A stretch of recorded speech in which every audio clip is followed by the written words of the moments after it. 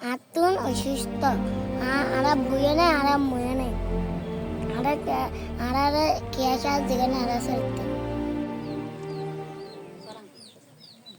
বাঁশখালীতে মা বাবা হারাও অবুঝ ৩ শিশু মানবেতর জীবন কাটাচ্ছে। পারিবারিক কলহের জের ধরে গভীর রাতে ঘুমন্ত স্ত্রীকে ছুরিকাঘাতে খুন করে স্বামী। ঘটনার পরেই স্ত্রীকে ছুরিকাঘাত করে হত্যার অভিযোগে গণধোলাইয়ের শিকার হন স্বামী। পরে হাসপাতালে মারা যায় সে। গত ১১ এপ্রিল বাঁশখালী উপজেলার বাহারছড়া ইউনিয়নের পশ্চিম ইলশা শেওলাবাপের নতুন বাড়িতে এবং একই উপজেলার খানখানাবাদ ইউনিয়নের ডোংরা গ্রামে এই ঘটনা ঘটে। পরপর মা বাবা দুজনকে হারিয়ে এতিম হয়ে পড়ে অবুঝ ৩ শিশু। বর্তমানে তারা মামার সাথে নানার বাড়িতে রয়েছে বলে জানা যায়। এতিম এই ৩ শিশু নানার বাড়িতে আশ্রয় নিলেও মামাদের পরিবারের অর্থনৈতিক অবস্থা খুবই শোচনীয়। এই শিশুর মধ্যে বড় মেয়ে নবম শ্রেণীতে পড়ে। ৮ বছর বয়সী মেয়ে ইম্মে হাফসা থ্যালাসেমিয়া রোগ আক্রান্ত হওয়ায় তার শরীরে প্রতি মাসে ২ বার করে রক্ত দিতে হয়। এই মেয়ের চিকিৎসা ও ঔষধ বাবদ প্রতি মাসে ৪,০০০-এর বেশি টাকা অতিরিক্ত খরচ হয়। ছোট ছেলে আব্দুল্লাহর বয়স ২ বছর। মা বাবা হারাই ৩টি এতিম শিশুসহ পরিবারের খরচ বহন করা দিনমজুর মামার পক্ষেও প্রায় কষ্টসাধ্য হয়ে পড়েছে।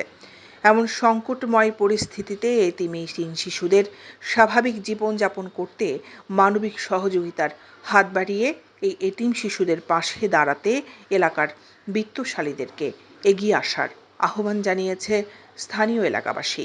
আতুন অসুস্থ আরা বুয়ে নেই আরা মুয়ে নেই আরা কেসা যেখানে আরা সরতে বয়সে আমি আমার মা বাবাকে হারিয়েছি। আমার মা বাবা দুইজনের মৃত্যু দেখেছি। আমরা এখন খুবই অসহায়। আমি ক্লাস ৯ম শ্রেণীতে পড়ি। আমার একটা ছোটো ভাই আছে, আমার একটা ছোটো বোন আছে, ওর নাম হাফসা।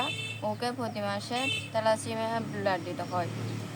প্রতি মাসে থ্যালাসেমিয়া ব্লাড দিতে হয়। আর আমার পড়ার খরচ আছে।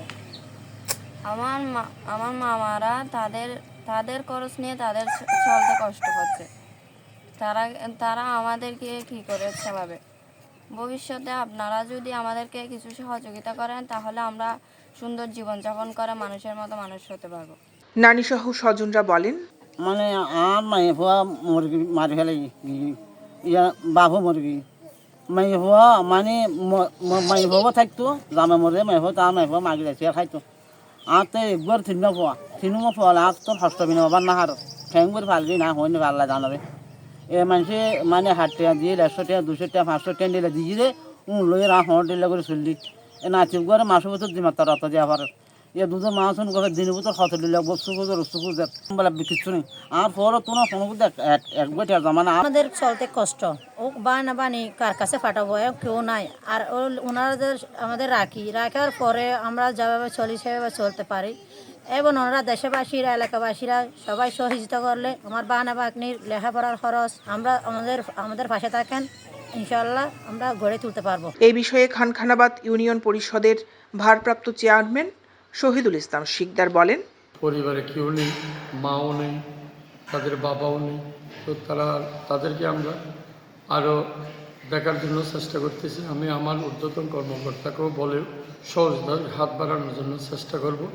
আমিও আমার ইউনিয়ন পরিষদের পক্ষ থেকে যা পারি তা সহযোগিতা করে যাব এবং এর মধ্যে একটা মেয়ে অসুস্থ, ওনাকে আসলে সবাই মিলে কিছু সহযোগিতা করলে ওনারা উপকৃত হবে বা ওনাদের লেখাপড়ার খরচ চালাতে পারবে, ওনারা মোটামুটি চলার একটা সুযোগ হবে বা ওনাদের তার কেউ নেই।